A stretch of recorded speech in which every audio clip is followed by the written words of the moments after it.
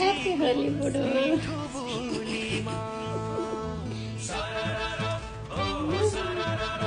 क्यों पा रहे हो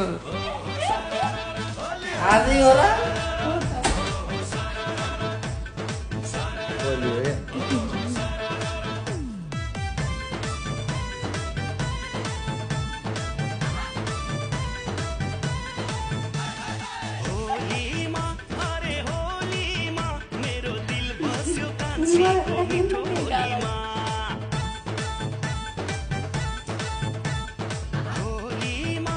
Happy